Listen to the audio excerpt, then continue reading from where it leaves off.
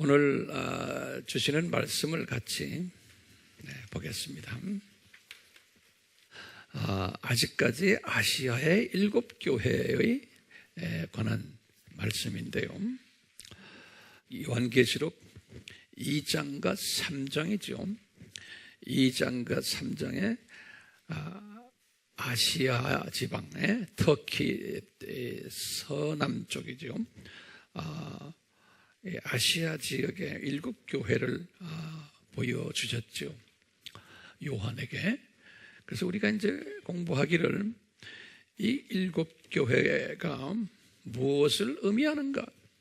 그럴 때 우리가 이렇게 설명했죠. 세대주의자들이 의미하는 것이 있고, 세대주의자들은 그것을 세대별로 이렇게 나누어서 이야기한 이야기다 우리 공부했죠. 또 이제 비세대주의적인 사상을 가진 분들은 이 아시아의 7교회는 7이라는 그 완전 숫자를 가지고 어느 세대나 어느 나라나 또는 어느 족속 가운데 항상 요 7가지의 교회들이 존재한다 라고 이제 일반적으로 해석하는 거예요. 저도 이 해석에 동의하는 사람 중에 한 사람이에요.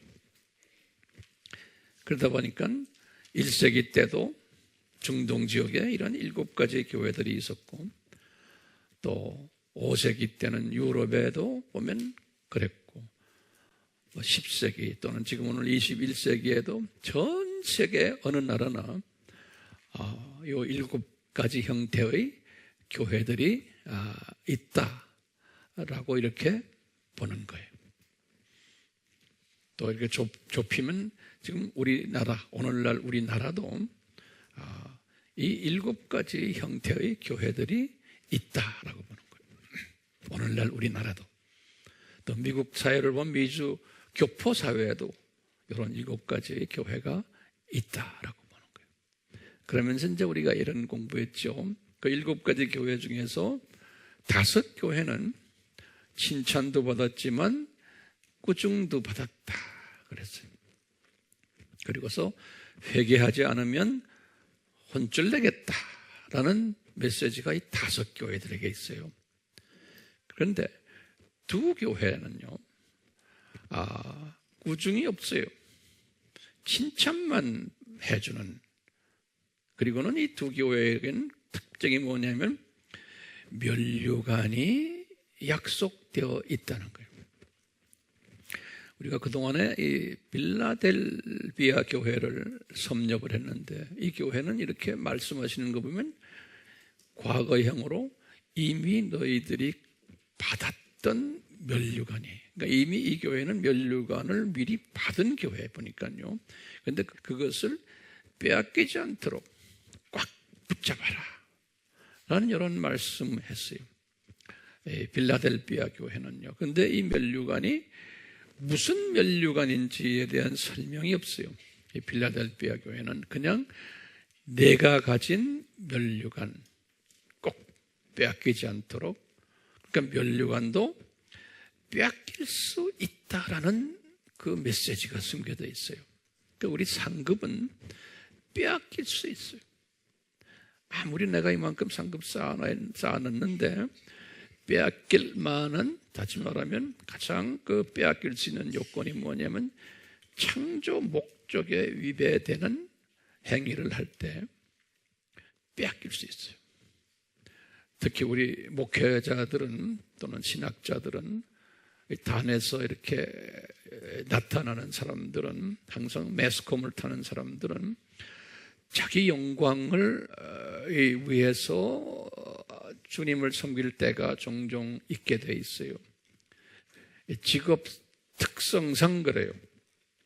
그렇기 때문에 그게 너무 심하면은 아무리 많이 상급을 쌓아놔도 그것이 무너질 수 있다는 거예요. 네, 그래서 내 상급을 빼앗기지 않도록. 그 빌라델비아에겐 그랬는데요. 오늘 우리가 집중적으로 공부할 이 서문화 교회는 미래형으로 되어 있어요. 네가 너에게 상급을 준다 그랬는데요. 면류관을 준다는데 면류관 이름까지 딱 기록이 되어 있어요. 뭐냐면 생명의 면류관을 너에게 줄 것이다 그랬어요. 미래형으로. 이제 생명의 면류관을 영어로는 The Crown of Life 그랬어요. 그 생명의 면류관을 줄 것이다. 근데 성서에는요, 요 생명의 면류관을 받는다라고 약속한 그 성경의 그 표현이 두 군데 딱 있어요. 한 군데는 어디냐면 야고보서예요. 나중에 우리가 잠깐 보겠지만요. 두 번째는요, 지금 무슨 교회예요? 요 서문화 교회. 야고보서는 주후 몇 년에 기록된 서신인가요? 49년이 야고보서는. 그렇죠? 네. 사도 바울이 46년에서 48년에 1차 선교 여행을 했는데 그 다음 해 49년에 야고보가 이제 근데 이 야고보가요. 야고보에게 약속하신 생명의 면류관이 있어요.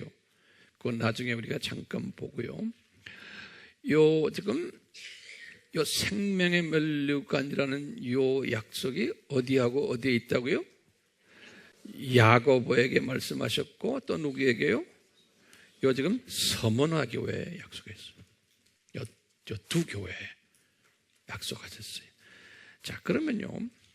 지금 칭찬을 받는 두 교회. 뭐죠?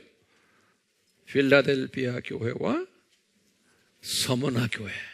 이 두 교회요. 칭찬받는 교회이기 때문에 세계 이 나라 저 나라에 다니다 보면은 이 두 교회의 이름을 자기 교회의 이름을 삼은 교회들이 가끔 보였어요. 네, 서문화 무슨 교회 또는 필라델피아 무슨 교회 이렇게요. 그런데 나머지 5교회 이름 있는 교회는 없어요. 그 미움받는 교회 모양이에요. 네.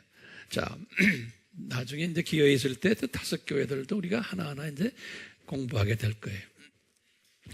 이 칭찬받는 두 교회의 공통점이 있어요. 그걸 좀 적어보세요. 제가 이렇게 보니까 한 7가지 정도의 공통점이 있어요. 첫 번째 공통점은 뭐냐면요. 이 두 교회에다가 뭐라고 말씀하셨냐면 자칭 유대인이라는 사람들이 있다는 거예요. 네 주변에 또는 네 교회 안에 네 주변에 자칭 유대인이라는 사람들이 있는데 그 사람들이 알고 보면 사탄의 회라는 거예요. 이렇게 말씀하세요. 요 말이 빌라델피아 교회에도 있고 3장 9절에 요 말이 서문화 교회에도 있어요. 그래서요 자칭 유대인이라는 사람이 요 사람들이 누군가 나중에 기회에 있을 때 말씀드리겠지만요. 요 사람들이 빌라델피아 교회에는 어떻게 하냐면 빌라델피아가 열린 문을 가지고서 말해야 하는 말씀을 전하는 교회. 그래서요. 들어오고 나가는 사람들에게. 그래서 요 자칭 유대인이라는 사탄의 회가 요 그룹들이 이 빌라델피아 교회에 와서 무릎을 꿇는다는 거예요. 그리고는 그 교회에 경배한다는 거예요. 왜? 우리가 잘못 알았구나. 그러니까 이 빌라델피아 교회는 이 기독론을 잘 가르치는 교회예요.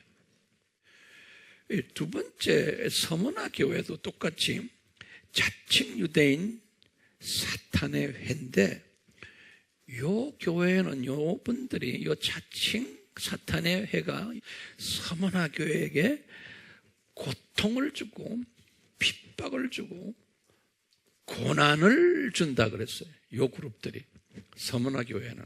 예.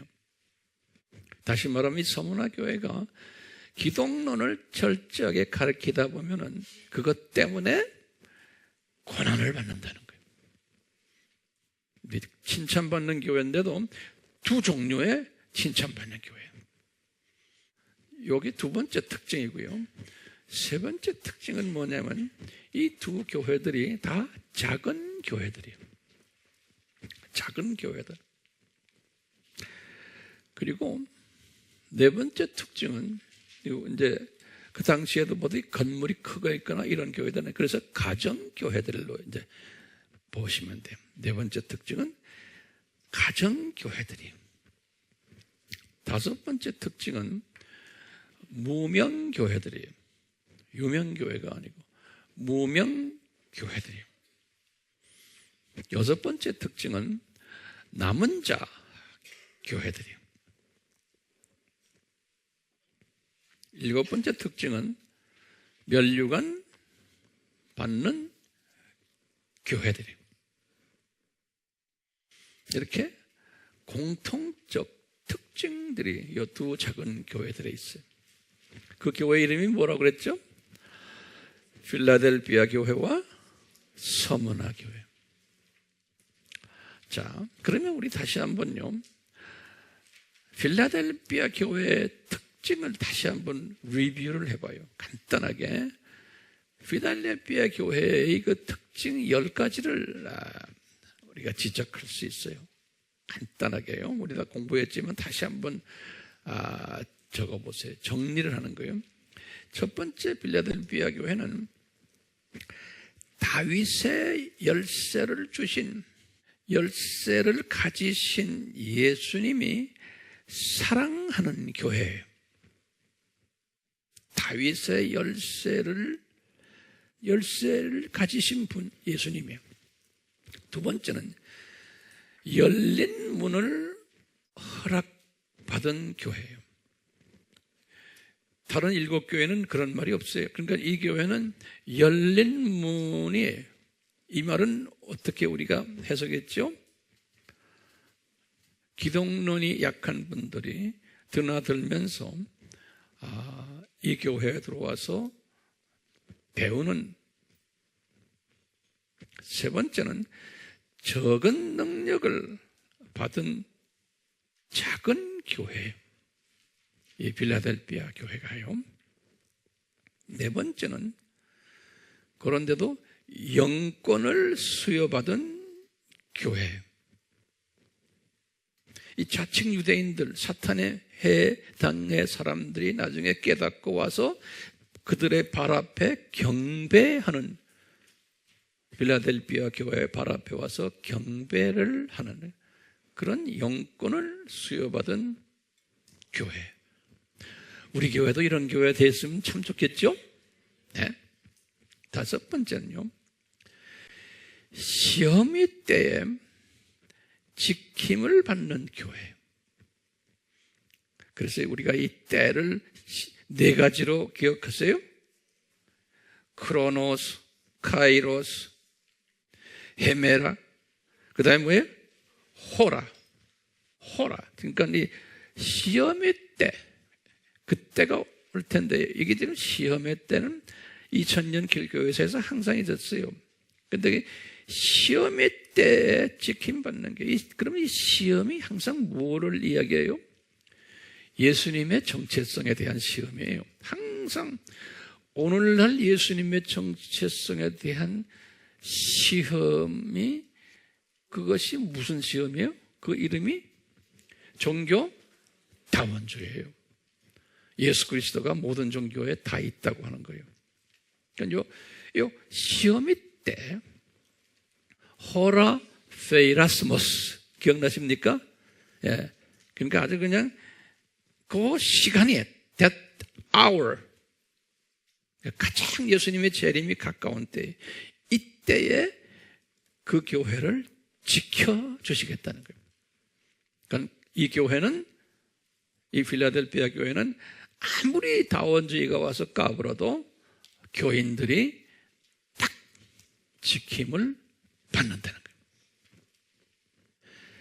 탄성가스가 온 천지 교회에 오염이 되어 있는데 이 교회는 그 탄산가스가 들어오지 못하도록 탁 막아주시고 뭐로 가득 차게 한다는 거예요?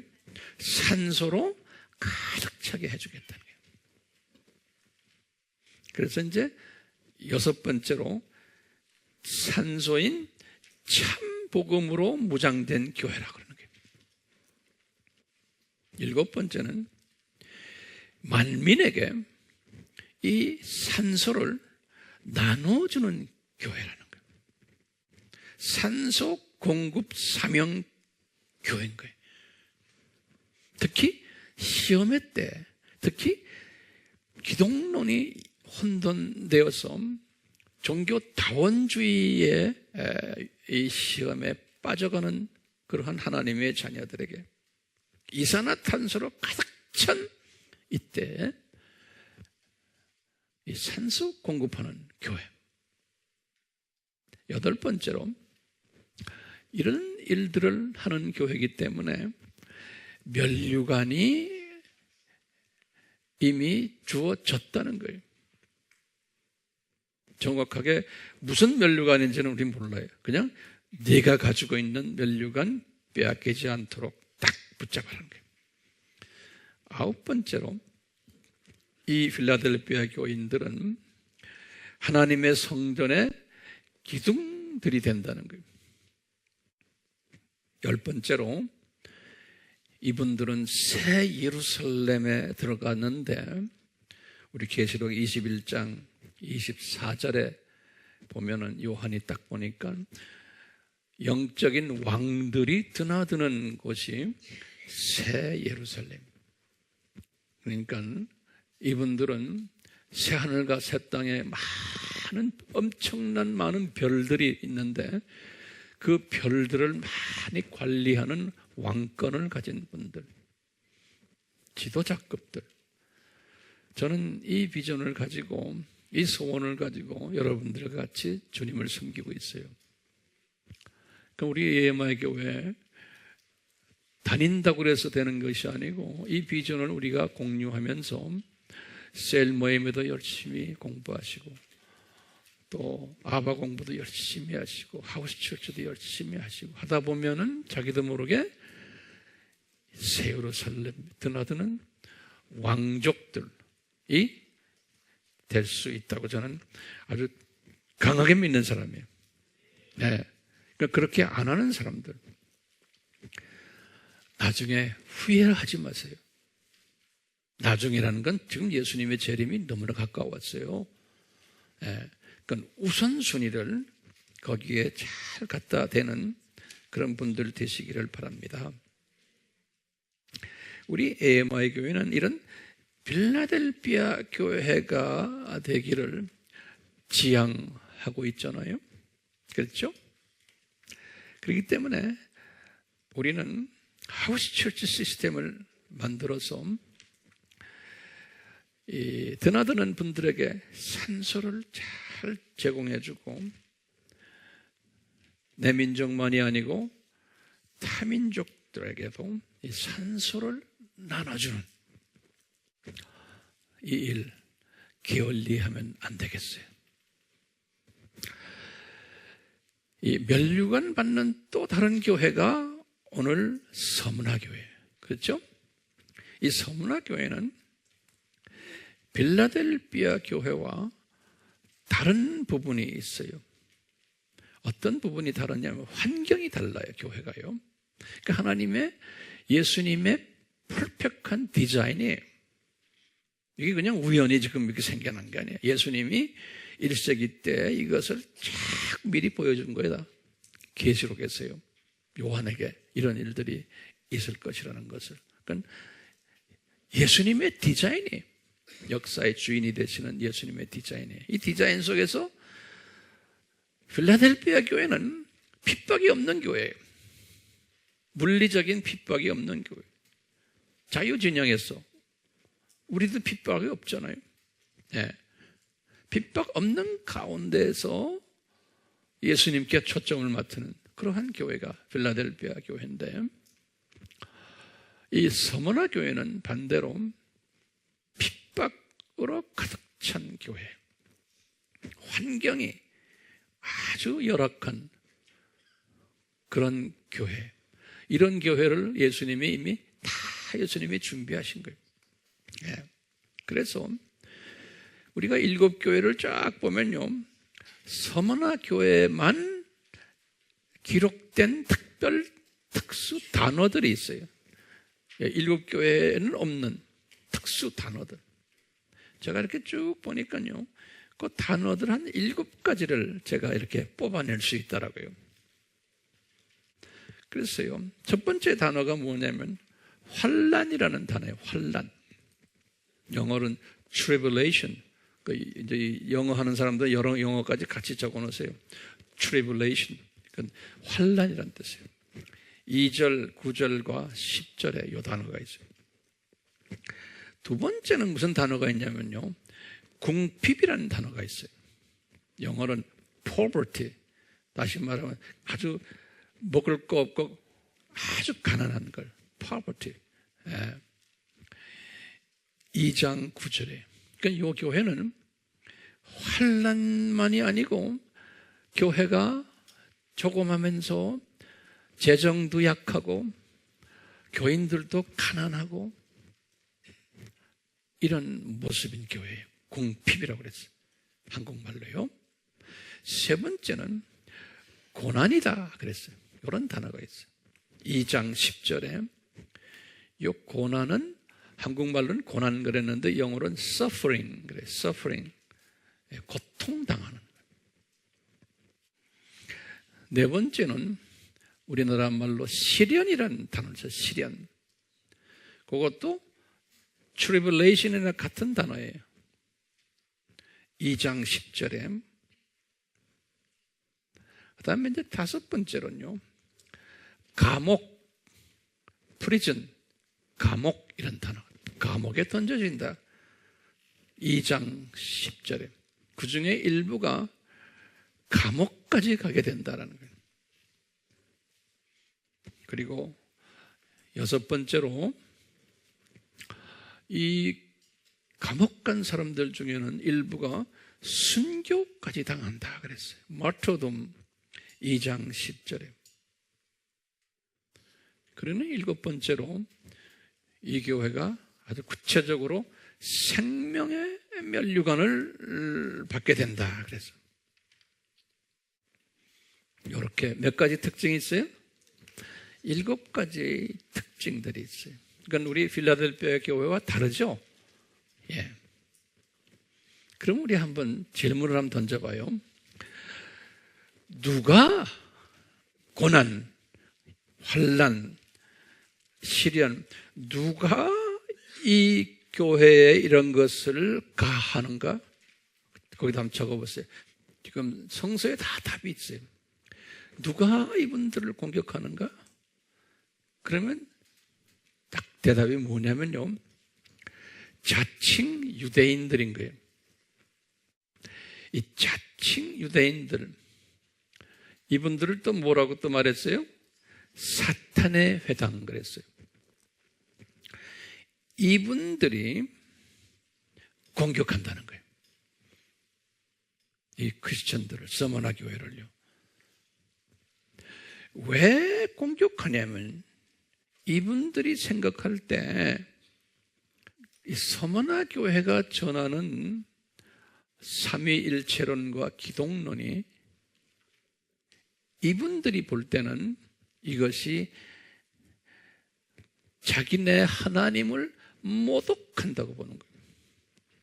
자기네 하나님을 모독한다. 그래서 한국말로도 모독이라는 단어 썼는데요. 그게 이제 영어로는 blasphemy 그래요. blasphemy라는 말이 뭐냐면 신성 모독이에요. 이제 다시 말하면요, 이제 이걸 단순하게 보면요, 유대인들이에요. 유대인들은 무슨 종교를 믿어요? 유대교를 믿어요. 유대인들이, 유대교를 믿는 사람들은 삼위일체론을 부정을 해요. 그리고 이분들은 성부 하나님이 하나님이시고, 그 다음에 이제 구약에 보면 성령님이 또 나와요. 그것은 아버지 하나님과 성부 하나님과 동격인 그러한 분이 아니고 하나의 부속적인 의미로 성령으로 보는 거예요. 하나님의 영, 그래, 주의 영. 그러니까 이분들이 생각하는 신론은 성부 하나님이 최고의 하나님이에요. 성부 하나님이. 그게 이제 유대교예요. 그런데 우리 이 지금 서머나 교회의 사람들은 그런 문화권 속에 있다가 뭘 외치는 분들이에요? 성부 하나님과 성자 하나님, 예수님이에요. 그리고 성령 하나님. 이 삼위가 하나님이신데, 삼위가 한 하나님이신데 뭐예요? One God in three persons. 삼위로 존재하신다. 또 다른 말로 표현하면 성부 하나님과 예수 하나님, 성령 하나님은 같은 위치에 있고 동등하시고 같은 지위를 가지신 하나님이시다. 요것이 기독교의 본질이에요. 기독교의 본질이요? 뭐예요?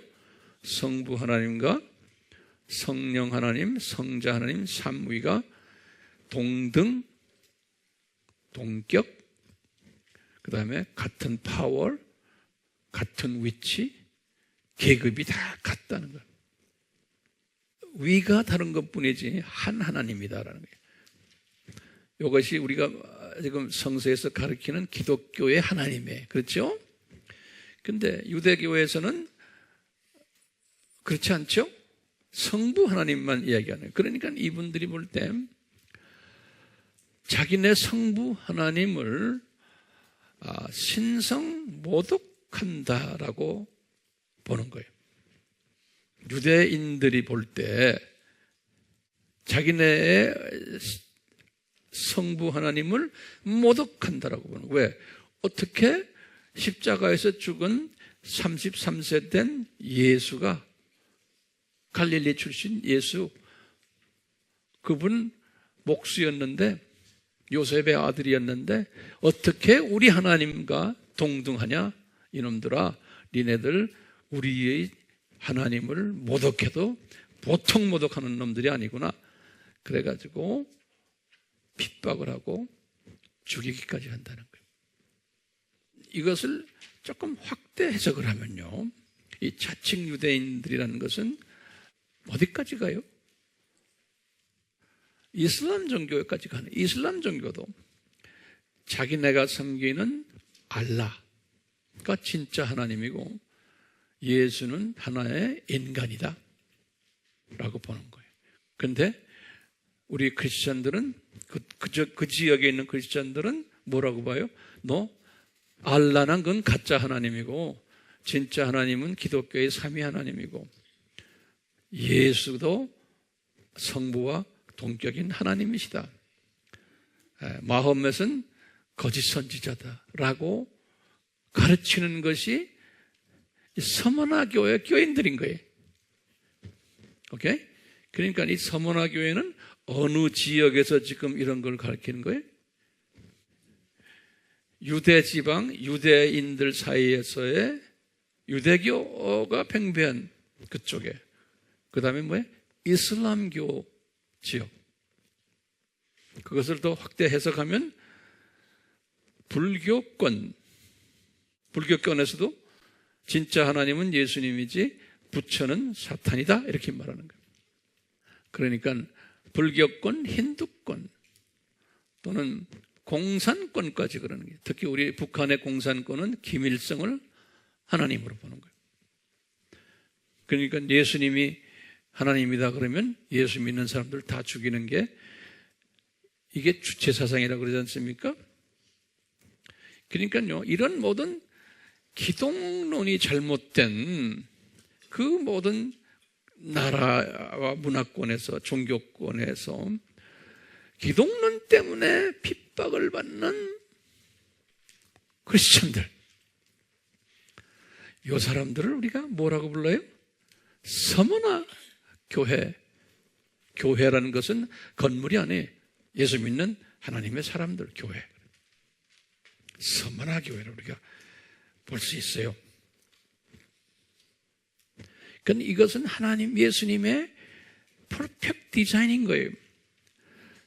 교회가 7교회가 있는데 이 2교회가 칭찬받는 교회인데 조그마한 교회면서 한 교회 필라델피아에 있는 교회는 큰 핍박 없이 힘은 없지만 이 기독론이 제대로 된 그러면서 열린 문을 가지고 많은 사람들에게 이 기독론을 가르치는 교회가 있냐면 서문화 교회는 조그마한 교회면서 아주 기독론을 핍박하는 그 공동체, 그 나라, 그 문화권 속에 들어가서 그 안에서 고통을 받는 기독론 때문에 받는 크리스천 그룹들을 뭐라고 불러요? 서문화 교회. 서문화 교회. 그러면은 이 필라델피아 교회가 서문화 교회를 도와야 돼요? 안 도와야 돼요? 도와야 되는 거예요.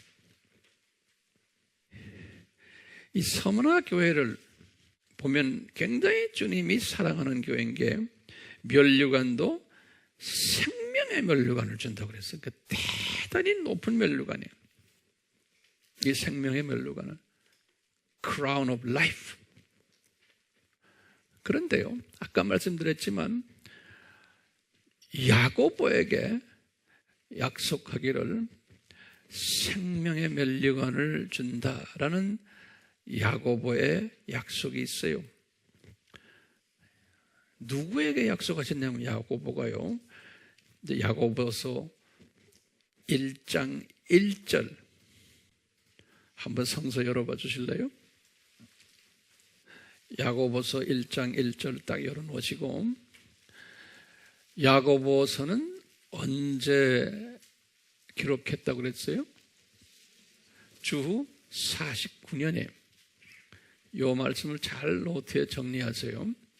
49년에 야고보서를 기록했는데 예루살렘 교회가 이방 선교를 하지 않기 때문에 강제로 흩으시게 한 것이 주후 몇 년이에요? 32년이에요. 주후 32년. 예루살렘 교회가 개척한 것이 30년이에요. 개척된 것이. 예수님 십자가 사건도 주후 30년이죠. 그리고 딱 2년 동안 교인이 엄청나게 늘었어요. 남자만 3,000명, 또 남자만 5,000명 하니까 가족까지 다 합하면 막 한 2만 명 가까이 될 것 같아요. 그 조그마한 예루살렘 도시에서요. 우리 다 사도행전에서 우리 공부했잖아요. 그 사도행전 8장 1절에 보면 이분들이 핍박하는 거기에 대표적인 인물이 사울이죠. 개종하기 전에 사울이 그 교회를 핍박을 하면서 다 흩어져 버렸어요. 그래서 이 교회의 교인들이 이스라엘의 북쪽으로 다 올라가고 시리아로 올라가고 많은 사람들이 터키 지방으로 올라간 거예요.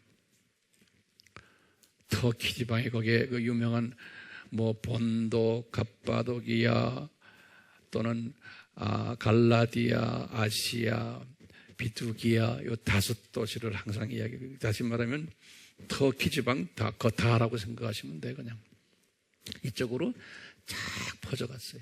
가가지고 이분들이 열심히 예수 그리스도의 복음을 전하는 거예요. 그리스도의 정체성을 전하는데 이미 그 지역은 주전 722년부터 우리 722년 알죠? 그때부터 이스라엘 사람들이 해외에 디아스포라로 다 나간 거예요. 586대 더 많이 나가고. 그래서 소위 교포들, 유대인 교포들이 그 지역에 많이 살았어요. 예. 거기서 자리 잡은 분들이 많은 거예요. 근데 우리 알다시피 그분들이 유대교 회당을 만들어가지고 거기서 자기네의 그 신앙을 지키는 거예요. 그러니까 이분들이 이런 가운데 교포 사회가 거기에 많이 있는데 이 예루살렘 교회 출신들이 그쪽으로 들어가가지고 그 지역에 들어가서 그 교포들 사이에 껴서 그냥 같이 지내는 거예요. 우리 같으면 미국이나 또는 이런 나라에 그 이민 가가지고 할 거 없잖아요. 그러니까 뭐 조그마한 구멍가게 하나 하고 뭐 세탁소 하고 뭐 이러면서 이제 지내는 거랑 마찬가지. 거기 가서 이제 그렇게 지내는데 요분들이 전하는 메시지 때문에 문제가 생긴 거예요. 그래서 이제 야고보서 1장 1절에 보면 그분들을 뭐라고 불렀냐면 12지파들이다 그랬어요. 흩어져 있는 12지파들에게 편지하노니 그랬어요. 요 12지파들을 나중에 주후 64년에 지금 49년에 64년에 베드로가 또 베드로전서 1장 1절에 보면 뭐라고 불렀냐면 이 12지파들 중에 특히 어느 지역에 사는 사람들 그랬어요. 제가 지금 아까 말했죠. 본도, 갑바도기아, 아시아, 갈라디아, 비두니아 이 5개의 지역 이름을 베드로가 또 말했어요. 왜냐하면 49년에부터 이 서문화교회 교인들이 그 안에 많았던 거예요. 서문화식 교인들이 이분들에게 64 빼기 49 하면 얼마예요? 15죠? 15년 후에도 그분들이 똑같이 핍박받는 모습들을 그 사람들을 향해서 베드로 전서 후서를 쓴 거예요. 다시 말하면 그 동네 안에 서문화 교회 교인들이 많았다는 거예요. 그리고는 보세요. 지금 요한계시록은 주후 몇 년이 95년이죠. 그러니까 95 빼기 64 하면 몇 년이 31년이 그렇죠? 다시 보면 95 빼기 49 하면 몇 년이 46년. 예. 그러니까 지금 여기 46년 야고보서부터 시작을 했어요. 그때부터. 근데 실제로 이분들이 핍박을 언제부터 받았어요? 32년부터. 그렇죠? 그러니까 95 빼기 32 하면 몇 년에? 예? 63. 약 60년 동안 그 지역에서 이 핍박을 받아온 거예요. 그러니까 서문화 교회가 60년 동안 그 안에서 존재하고 있었던 거예요. 이미 계시록 지금 2장에서의 서문화 교회 이야기하기 전에 이미 서문화 교회는 이 핍박을 쭉 받아왔던 거예요. 이 핍박의 초점이 뭐예요? 무엇 때문에 핍박받아요? 기독론 때문에. 네. 그건 오늘날은요. 오늘날 우리가 지금 이 시대에 서문화 교회가 있는데 저 지금 중동 지역 이슬람권 또 어디에 불교권, 힌두권, 공산권 이 안에 서문화 교회들이 있는 거예요. 요 안에. 요분들이 핍박을 받게끔 예수님께서 허락하신 거예요. 예수님이 힘이 없어서 그들이 이렇게 고생하는 게 아니에요. 이건 주님의 철저한 계획 속에서 움직이는 거예요. 그러니까 우리가 하나님의 말씀을 조직적으로, 체계적으로 이 말씀을 깨달아야 돼요. 역사적인 관념을 가지고, 영적인 통찰력을 가지고. 우리가 지금 북한 주체사상 저 동네 저렇게 못되게 노는 거, 그게 누구의 잘못도 아니에요. 예수님의 퍼펙트한 디자인이에요. 이 퍼펙트한 디자인 속에서 그 속에 어떤 사람들이 숨어져 있어요? 예? 저 이슬람부터 시작해서 공산권, 불교권, 힌두권, 이 지금 우리의 NK 그 안에 어떤 사람들이 숨겨져 있어요? 서문화 교회 사람들이 숨겨져 있는 거예요. 이 서머나 교회 사람들은 무엇 때문에 핍박받아요? 기독론 때문에. 이렇게 디자인하신 거예요. 그러니까요, 예수님의 기름 부음이 있는 사람들은요, 요 기독론 때문에 핍박받으면서 더 기독론을 붙잡는 사람들이에요. 이걸 포기하는 사람들이 아니야. 지금도 우리 북한에 그 출신들이 지금 숨겨져 있는 게 저 안에. 신기하게. 그러면 그럴수록 더 붙잡는 사람들. 그리고 그런데 문제는 뭐냐면 이 사람들이 붙잡긴 붙잡아야 되는데 좀 더 체계적으로 예수 그리스도에 대해서 좀 알고 싶은 거예요. 그러겠어요? 안 그러겠어요? 그게 누가 해야 될 일이에요? 필라델피아 교회가 해야 되는 일인 거예요. 이분들에게 체계적으로 우리가 가르쳐줘야 되는 거예요. 그러니까 주님께서 이런 사람들을 체계적으로 배워야 될 사람들을 이슬람권에서도 바깥으로 내놓기도 하고, 안 그러면 그 안에 지하교회들이 있고, NK도 마찬가지고, 중국도 마찬가지고, 불교권, 힌두권 다 보면 그 안에서 체계적으로 배워야 될 사람들을 이제 체계적으로 가르치는 사람들에게 보내주시는 거예요. 그러니까 이 필라델피아 교회는 열린문 교회예요. 근데 열린문 등의 건물 자체 내에서 그냥 열려서 사람들이 들어오고 나가고 하는 방도 있지만, 좀 더 큰 그림으로 보면 우리는 열린문 사람들이기 때문에 항상 그런 사람들에게 가서 하고, 우리가 가는 데마다 문이 열려 있는 거예요. 그러니까 지금 우리의 관심이 어디에 가 있어요? 이 서문화교회 사람들에게 관심이 있는 거예요. 이 서문화교회 유대인 서문화교회, 메시아닉 유대인들이에요. 메시아닉 유대인들도 지금 보면요, 이 기독론이 잘된 사람들도 많지만 기독론이 정리가 안 된 사람들 꽤 많아요. 이미 기독교인이 됐는데도. 그러니까 우리는 이 메시아닉 주들을 재훈련시켜줘야 돼요. 자, 이 면류관 하는데요, 성서에서는요, 면류관을 이렇게 쭉 리서치를 해보면 12가지가 있어요. 아니, 7가지. 12가지가 아니고, 그걸 간단히 그냥 드릴게요. 넘버원 면류관은 썩지 않는 면류관이에요. 고린도전서 9장 25절에. 두 번째는 기쁨의 면류관이에요. 데살로니가전서 2장 19절이에요. 빌립보서 4장 1절에. 세 번째는 의의 면류관이에요. 디모데후서 4장 8절에. 그 다음에 요 세 면류관은요, 이제 바울이 기록한 면류관인데요, 요 면류관은 뭐냐면, 특색이 뭐냐면, 이 타민족에게 복음을 전한 분들에게 주시는 면류관이에요. 타민족에게. 그 우리가 지금 타민족에게, 우리가 지금 조선족들 또 중국 사람들 우리 하잖아요.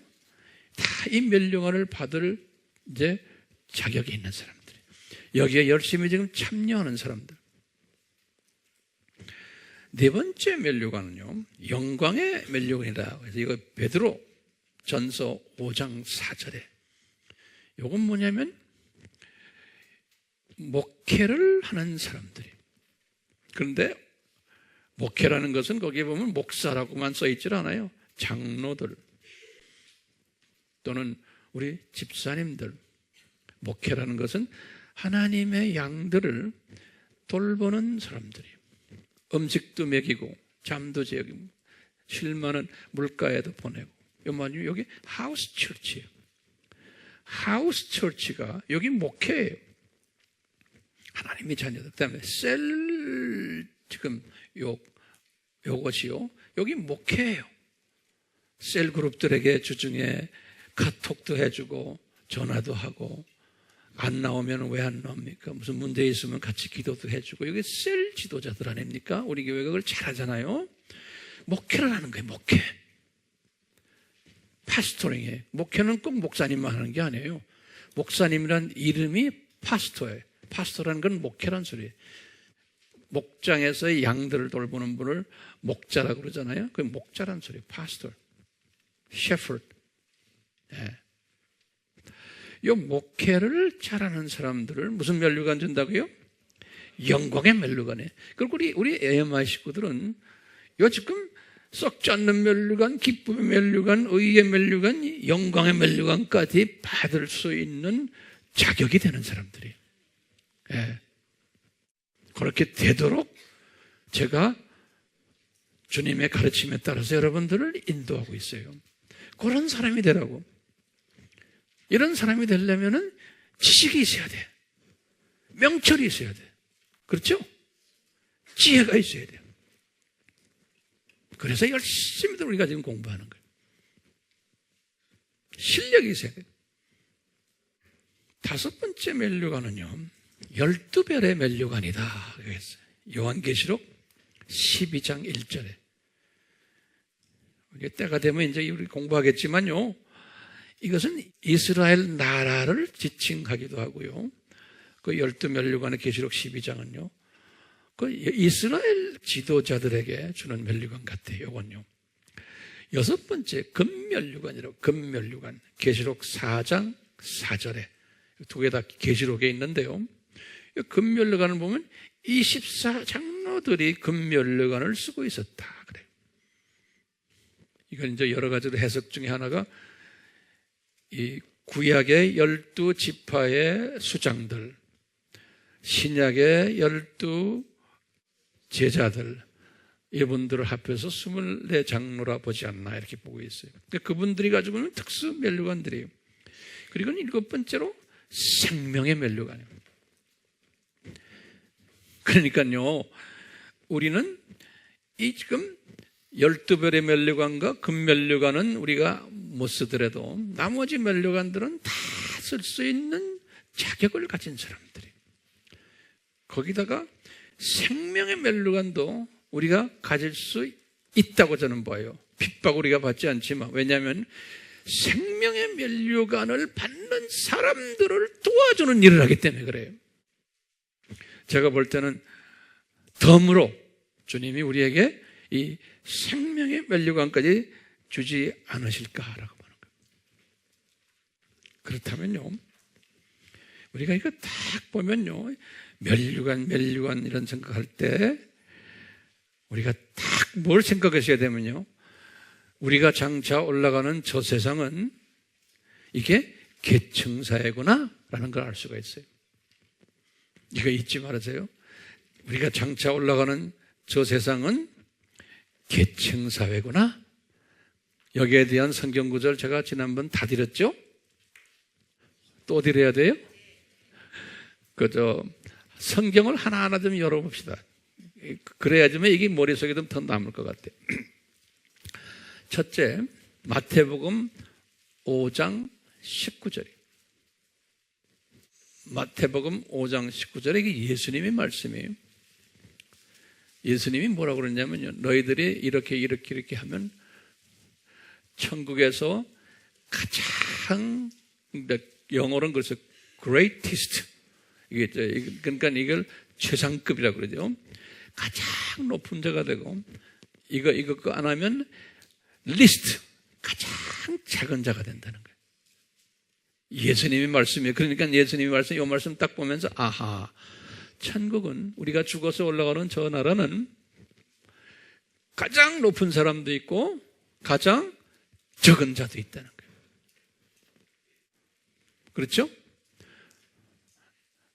또 성경 말씀에 마태복음 18장 1절에 마태복음 18장 1절에서 이제 제자 중 한 분인, 내 생각에는 베드로가 예수님께 질문하는 거예요. 예수님, 천국에서는 우리 제자들이 이렇게 많은데 누가 제일 높습니까? Who is the greatest? 가장 높은 분이 누굽니까? 그러니까 이 베드로도 저쪽 나라는 계급사회라는 걸 알았어요. 계층사회라는 걸. 마태복음 18장 몇 절에? 1절에. 이렇게 하지만 우리가 이제 기억이 더 남아요.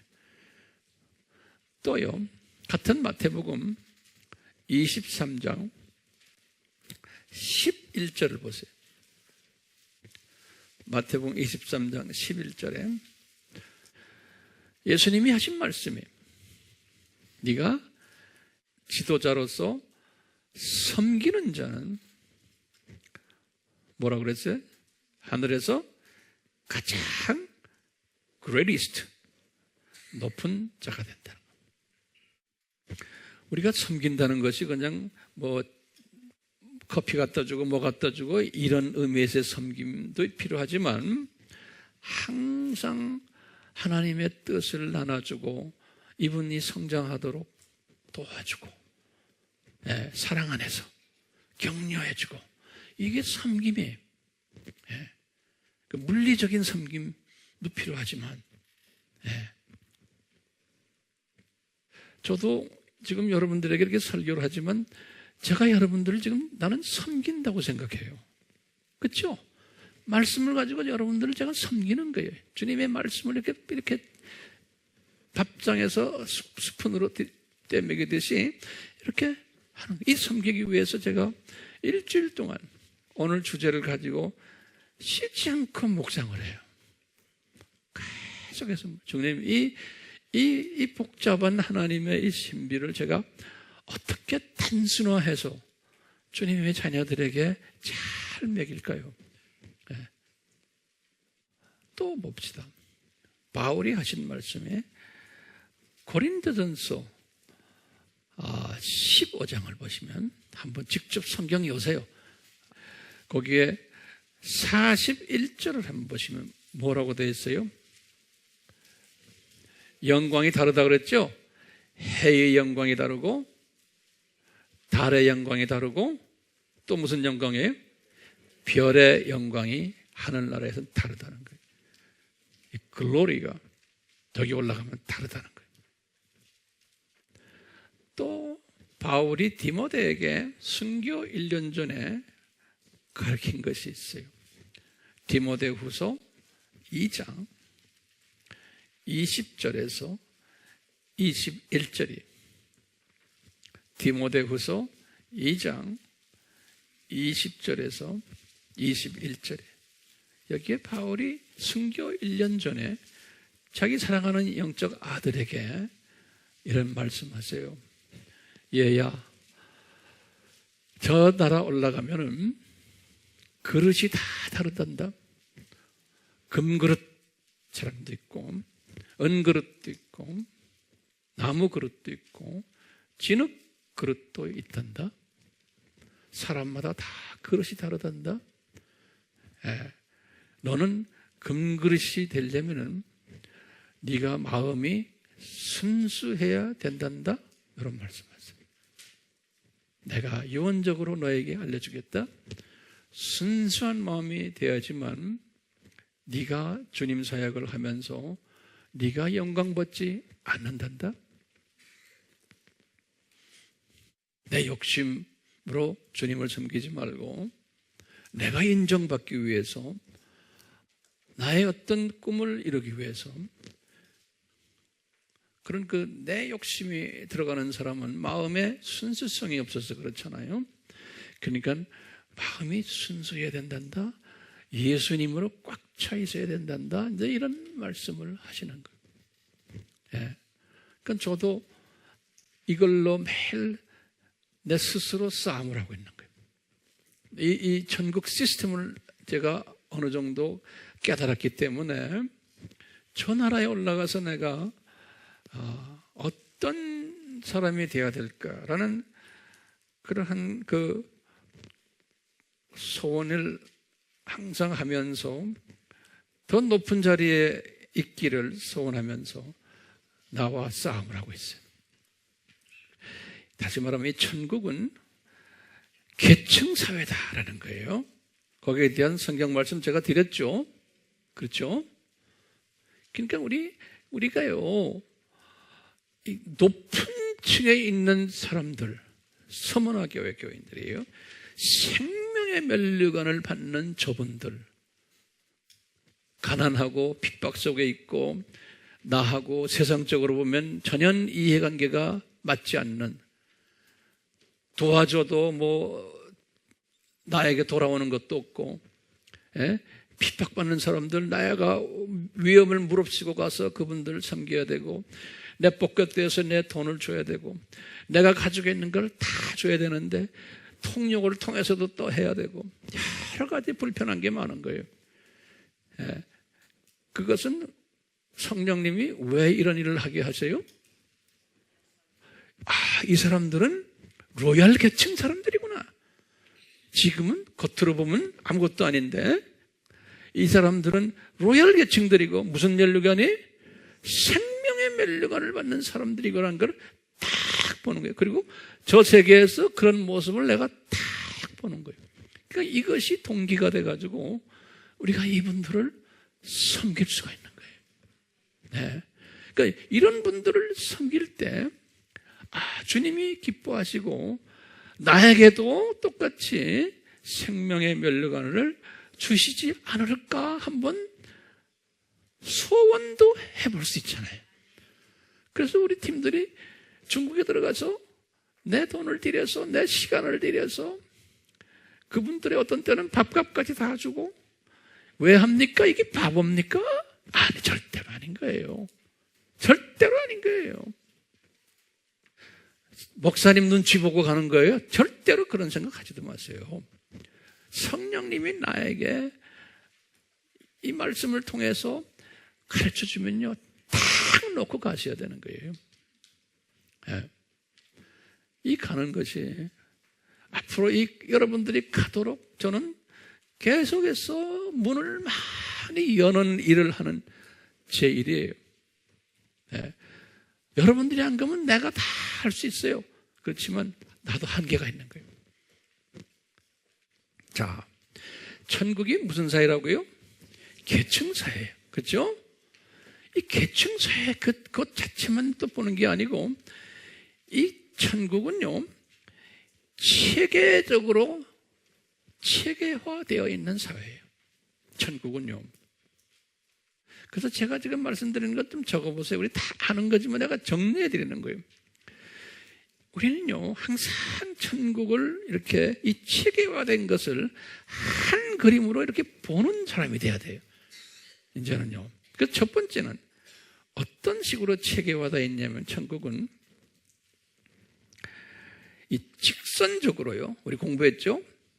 저 세상 있고, 그 다음에 왜? 이 세상 7,000년 있고, 또 저 세상 있고.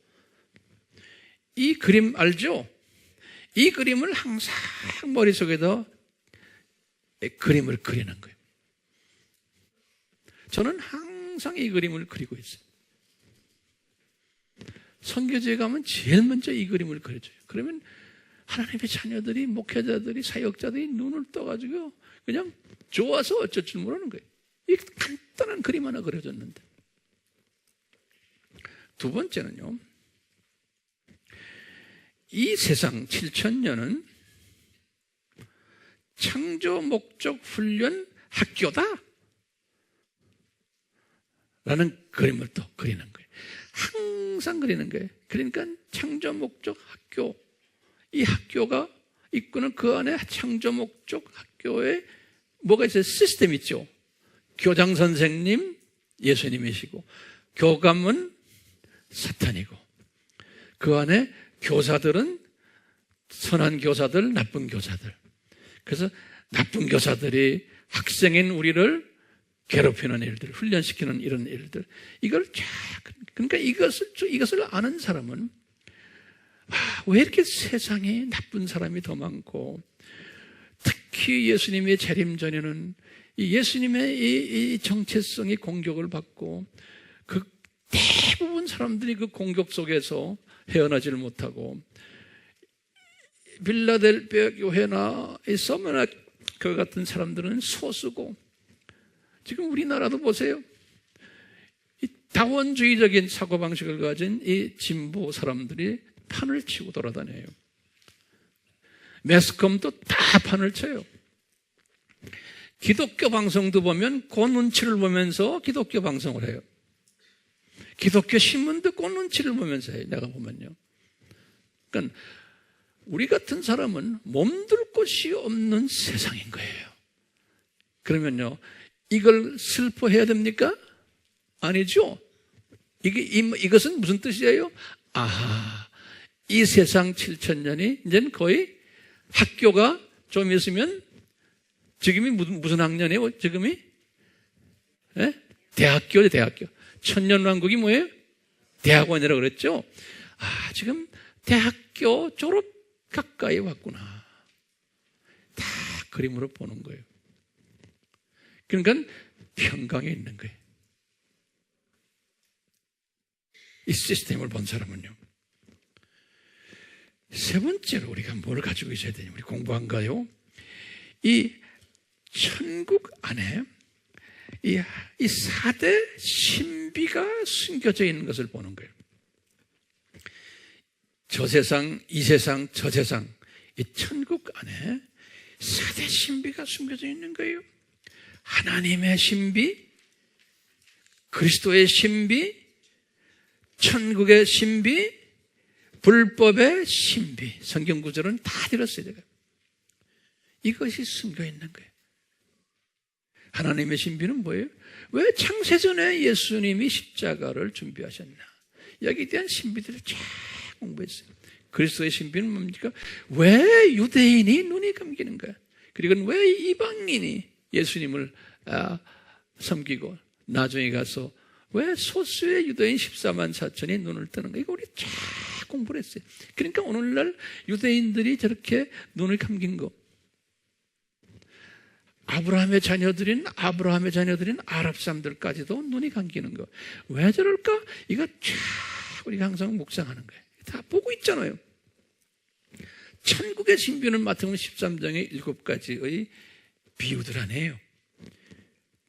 이 천국은, 그때의 천국은 뭐냐면 이 3,000년 신약 시대예요. 마태복음 13장의 천국은요, 이 안에 사탄의 자녀들 있고 하나님의 자녀들이 있는데, 하나님의 자녀들이 세 종류의 하나님의 자녀들이 있다는 거예요. 기억나세요? 예? 처음에 뭐예요? 돌밭 크리스찬. 거기다 적으세요. 돌밭 크리스찬은 뭡니까? 썬데이 크리스찬이라고 했죠. 명목상 크리스찬들, 영적 시각이 감긴 크리스찬들, 약간 70% 정도라고 그랬잖아요. 그러니까 내 의견이 아니에요. 세계 기독교의 지도자들이 다 보는 거예요. 이 안에도 계층 사회가 되어 있다. 두 번째 크리스찬은 뭐예요? 가시떨기 크리스찬들, 소위 번영 신학을, 기복 신학, 이 세상 복 받기를 위한 신학. 그러니까 눈이 이 세상에 가 있는 시각자들이요. 이것도 한 20% 정도 된다고 그랬어요.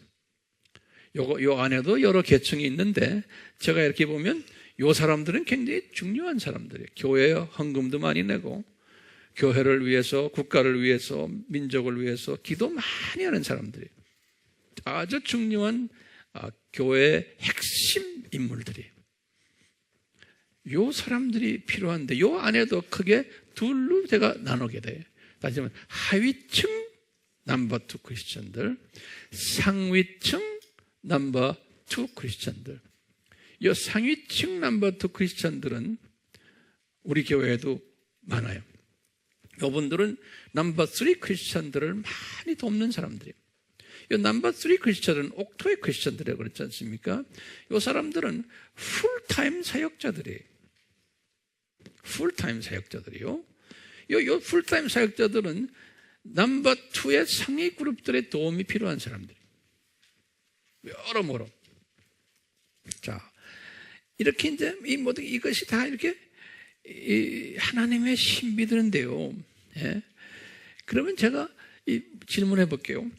필라델피아 교회와 서문화 교회는 하나님의 자녀들 중에 어느 계층의 사람들이 많을까요?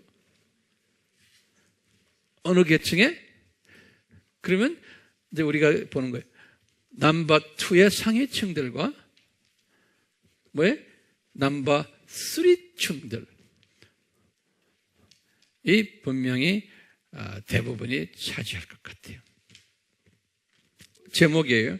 넘버 2 상위 그룹과 넘버 3 그룹의 특징들이 있어요. 필라델피아 교회인들이라고 생각하시면 돼요. 예. 자, 서문화 교회도 이렇게 구성이 되어 있다고 보시고요. 그러면 이분들의 특징이 있어요. 성서적인 특징. 제가 쭉 성경 안에서 이렇게 리서치를 해보니까요. 첫 번째 특징이 뭐냐면요. 이분들은 하나님의 주권적 섭리로 은혜를 받은 자들이야. 이 그룹에 들어오도록. 로마서 9장 6절에서 24절, 고린도 후서 1장 12절. 이게 내가 잘나서가 아닌 거예요. 여러분들이 지금 이 자리에 이렇게 앉아서 이 어려운 말씀을 이렇게 잘 소화하는 것은 이게 내가 잘나서가 아니에요. 주님께서 크신 주권적으로 은혜를 베푸셔서 그런 거예요. 그렇기 때문에 내가 된 것이 전적으로 누구의 은혜? 하나님의 은혜인 거예요. 두 번째로요. 이 그룹에 들어온 사람들은 하나님의 미리 아셨던 사람이에요. 다시 말하면 어머니의 태중에 있기 전에, 형성되기 전에 foreknew, 아셨다고 그랬어요. 바울도 그랬어요. 로마서 8장 29절, 베드로 전서 1장 2절, 예레미야 1장 5절. 이거 기가 막힌 베드로 신학이고 바울 신학이고 예레미야 신학이에요. 이게 기가 막히죠? 내가 어머니의 태에 형성되기 전에 이미 전지하신 우리 하나님이 아셨다는 거예요. 나를. 기가 막힌 하나님의 전지성이에요. 이 아셨다라는 것을 인정하는 사람들이 보면 넘버 2 상위 그룹들과 넘버 3 그룹들이 그냥 인정해버리는 사람들. 세 번째 보면요, 요 사람들은 그렇게 했다가 나중에 때가 되면 하나님의 택하심을 받는 자가 되는 거예요. 로마서 8장 30절과 베드로전서 1장 2절에 때가 되면 이제 choose, 택하시는 거예요. 네 번째로는 택하셨다가 때가 되어서 예수님의 종으로 부르심을 받게 돼요. calling. 로마서 8장 30절, 골로새서 1장 1절이에요. 그리고요, 다섯 번째로 성령님의 인치심과 거룩하심을 받게 돼요. 그 후에 성령님의 인치심과 거룩하심을 받게 돼요. 콜링을 받은 사람들에게는 에베소서 1장 13절, 베드로전서 1장 2절에 이렇게 성령님의 인치심을 받은 사람은 여섯 번째로 성령님의 감동을 받게 돼요. inspiration, 그분의 가르치심에 귀가 열리면서 이 감동을 받게 돼요. 베드로 후서 1장 21절. 일곱 번째로 성령님의 감동받은 사람은 성령님의 이끄심을 받게 돼요. 성령님의 가이드에 그분의 이끄심을 받게 돼요. 누가복음 1장 41절, 2장 26절, 사도행전 13장 2절, 똑같이 사도행전 16장 6절, 또 베드로전서 1장 2절. 자, 이렇게 된 사람은 8번째로 뭐가 있냐면 이분들에게 믿음의 시련을 허락해요. 믿음의 시련. 마태복음 5장 10절에서부터 12절. 우리 잘 알죠? 복 있는 자는 내 이름 때문에 많은 사람들에게 오해받고 미움받고 하는. 베드로전서 1장 7절, 마태복음 5장 10절에서 12절, 베드로전서 1장 7절에 믿음의 시련을 받게 됩니다. 9번째로요, 믿음의 시련을 받는 자는 항상 그 뒤에 이 카테고리에 들어온 사람은 그것을 기뻐하는 자가 돼요. 감사하는 자가 돼요. 이 믿음의 시련을. 마태복음 5장 12절, 야고보서 1장 2절, 베드로전서 1장 8절이 그 어려운 가운데서, 핍박 가운데서 기쁨이 솟아나는 거예요. 10번째로 이 시험의 때, 다시 말하면 지금 오늘날 이게 시험의 때라고 그랬죠? 종교다원주의가 넘치는 때예요. 이 시험의 때 산소를 받기만 하는 게 그것을 잘 지킴을 받는 자예요. 주님께서, 예수님께서 그것을 잘 지키도록 지켜주는 거예요. 주님께서. 이 사람들은요, 산소를 탁 받으면 이 시험의 때 이것을 탁 지켜주시는 거예요. 계시록 3장 10절에 빌라델비아 교회에다 약속하신 거예요. 11번째로 열린 문을 가진 자예요. 이 문은 뭐냐면 사람들이 여러분들을 찾아오는 거예요. 또 여러분들이 훈련시켜 놓으면 또 내보내고, 여러분들을 찾아와서 여러분들에게 많은 걸 배우는 사람들, 이 열린 문을 가진 사람들. 12번째 마지막으로 면류관 받는 사람들이 계시록 2장 10절, 3장 11절이에요. 자, 결론적으로 한마디만 한다면 우리는 어느 교회예요? 우리는 빌라델비아 교회죠. 그렇기 때문에 서문화 교회를 섬겨야 되는 사명을 갖고 있어요.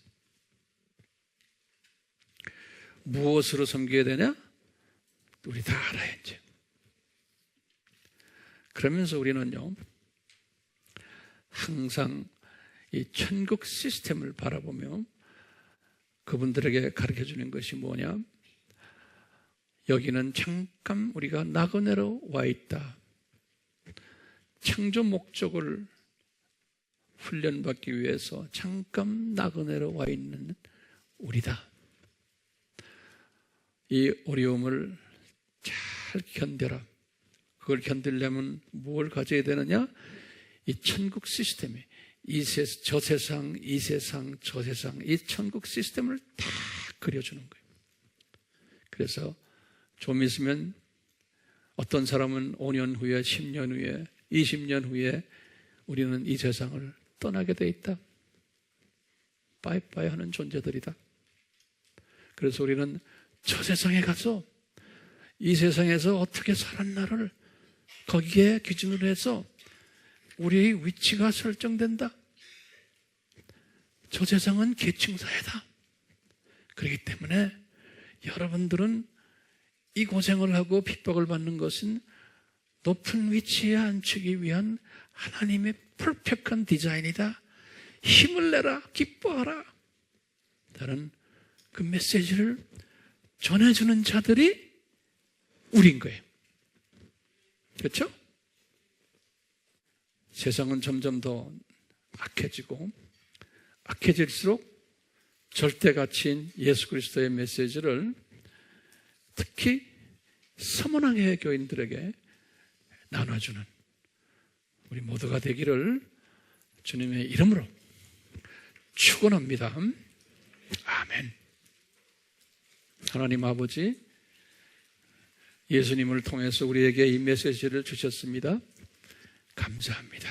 우리 모두가 이 주님이 주신 메시지를 잊지 않고 항상 기억하며 우리의 삶의 우선순위를 정해서 이 서문화 교회에 속해 있는 주님의 복된 자들을 섬기는 특권을 허락해 주시옵소서. 우리에게 이 특권을 주심에도 감사합니다. 이 특권의 소중함을 잘 깨닫는 지혜자가 되도록 은혜 주시기를 바랍니다. 오 주여, 그러기 위해서는 우리가 이 천국의 이 시스템을 잘 숙지하는 자들 되고 항상 묵상하는 복된 자들 되기를 예수님의 이름으로 축원하옵나이다. 아멘. 지금 이 시간은 우리 예수 그리스도의 무한하신 은혜와 아버지 하나님의 극진하신 사랑하심과 성령님의 가르쳐 주심과 깨닫게 하심과 감동케 하심과 순종케 하심이 또 비전을 허락케 하심이 우리에게 항상 있기를 축원하옵나이다. 아멘.